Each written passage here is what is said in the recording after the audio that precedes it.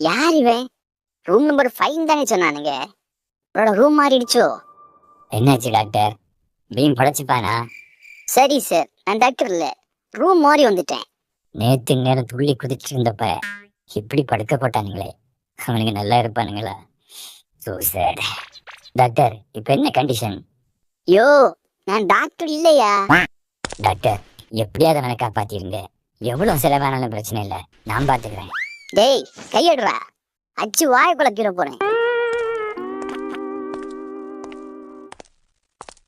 Beam உன்னை வழி அனுப்பதான் வந்திருக்கேன், நிம்மதியா போ.